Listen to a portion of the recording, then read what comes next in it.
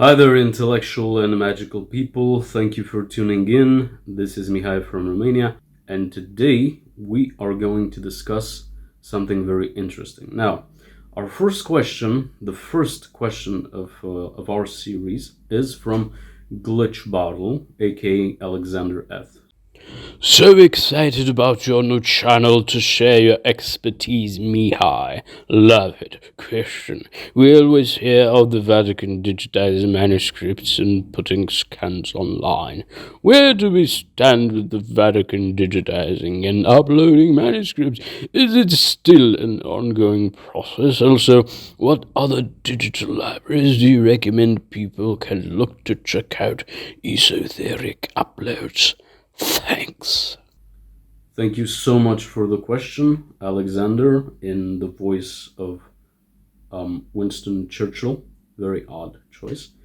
Now, this is a huge question, and I would like to do two separate videos about it. One about the other digital libraries and one about the Vatican library, because the subject is so big. As far as I know, the Vatican digital library progress is ongoing. They have about 85,000 articles or manuscripts, and so far they have digitized 25,180 manuscripts. I don't think you realize how much that is. So, if you have a collection of ebooks on magic or something like that, like I do, and you should count the articles it contains, I don't think you have more than 4,000, 5,000 books, maybe. If you put it all together, all the books you have, maybe, if you're a passionate reader and collector of digital ebooks on occultism, maybe, and magic, I do not think that your library supersedes the number of 7,000 books. I honestly don't.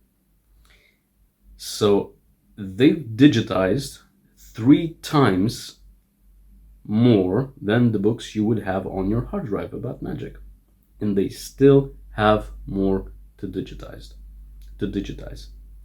Now, you should think about one thing. When you see the number 85,000, you're gonna say, "Oh, that's not a lot. That's not a whole lot of manuscripts." It is. We are used to think that 85,000 may be a small world, maybe a small number. It's not. It's actually huge.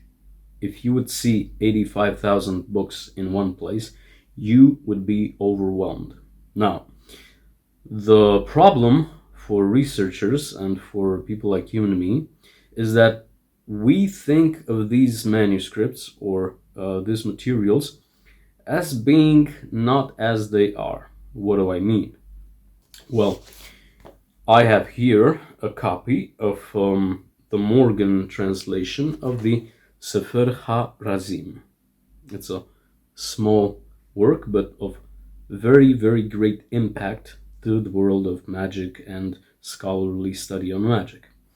And I have here a copy of Rabbi Yosef Cohen, my friend, whom I salute, of Liber Magnum Sigillorum, a work that contains a lot of seals and drawings and magical alphabets, which is very important as well.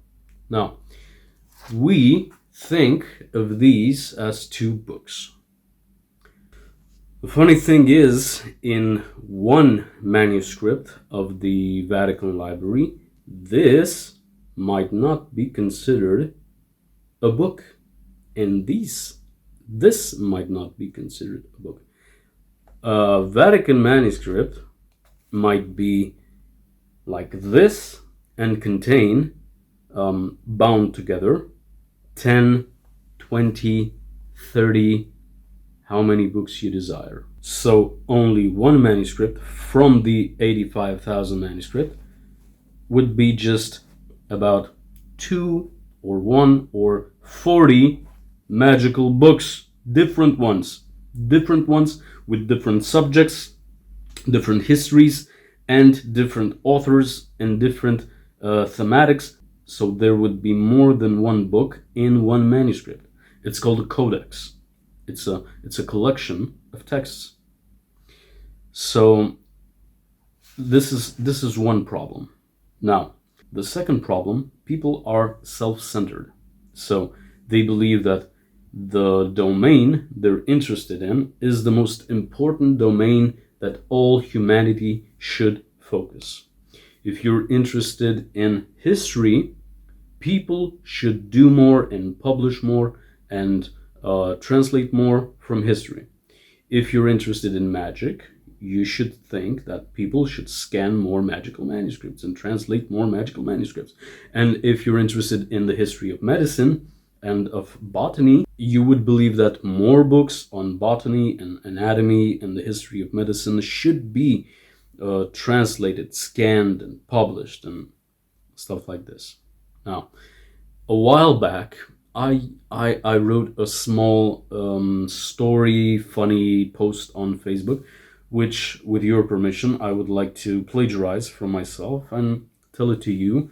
My post was about documents relating to the old history of Romania, the ancient history of the Dacians, who are considered by a small minority of people the ancestors of the whole world and stuff like this, and the most advanced ancient civilization, which is bullshit. And they think that ancient books in the Vatican Library hide the truth, of course. Now, to mention, to make a small caveat, we're going to consider that every nut job in the world thinks the Vatican Library is hiding information that they do not want us to know. So, if you're interested in magic, the Vatican Library is hiding ancient necromantic spell books that are too dangerous to publish. And if you're passionate about history, you would think that the Vatican Library is hiding the true history of humankind, and they do not want us to know, because if we know, it's going to be riots in the streets. And of course, if you study the sexual uses of the corn cob throughout the history, you're going to say, the Vatican Library has countless manuscripts about cornholing in their archives, and they do not want us to know the truth about corn cobbing throughout history. So we're going to say this. They're not hiding anything. They're scanning everything, and you just have to know the language. You just have to be smart, and you have to be a scholar to access these manuscripts. Also, my story goes a little like this. We're going to pretend that the person is a random person interested in manuscripts, like Alexander. We'll call him Alexander, okay? So, and he is going to the Pope, and he says, "Hi, Pope." That's how people address the Pope. Says, "Hi, Pope. I would like to know what you're hiding in the Vatican Library relating to magic. Why don't you publish magical manuscripts? It's very important to me to know magical manuscripts, and why aren't you publishing everything you have? Why? What are you hiding specifically?" And the Pope says, "Well, Alexander, I am not hiding anything. If you want, you can go and study the library. You're my guest." And Alexander says, "Fine, I will. And my listeners are gonna know about this." And he says, "Wait, I don't know where it is. I don't know how to get there. Can I have some help?" And says, "Sure. I'm gonna give you my librarian." And Alexander goes with the librarian to the catacombs of the Vatican Library. And they're walking, and after about half an hour, Alexander loses his patience and says, "How much are we going to walk? I want to get to the necromantic books. I want to see them and read them. Why are you delaying?" And the librarian says, well, I'm not delaying. You see, this is the history section, and this is the history section, and this is the history section, and then we will pass through the geography section, and the geography section, and the geography, then the religion section, and we have about 20 minutes to get to the medicine section.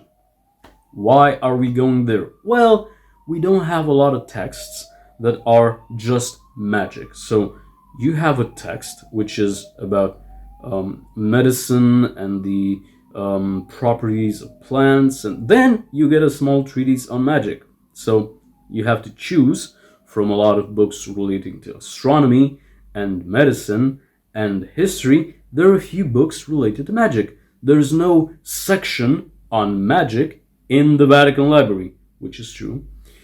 And then they get to of course, to the medical section, and he sees all the hundreds of manuscripts, thousands of manuscripts relating to medicine, and he says, good, now get me the necromancy manual of the 12th century that used Solomon's spells to compel Beelzebul. And he says, I don't know where that is. I'm just a librarian. What you need is a historian. Yeah. Historians actually study the contents of the books, and they know which page has which treatise on necromancy that you need. So yeah, these are the manuscripts. You can browse, but you're not gonna find anything unless you get a historian. So they call, hello, historian. Yes, they didn't go like that. They went like this, and they say, well, and the historian comes over, and then him and the historian and the librarian have a chat, and the historian says, well, this is the book you are looking for. And he opens up the book, and it's crumbly and awfully thin, and he says, what do I do with this? And he says, well, this has to be restored.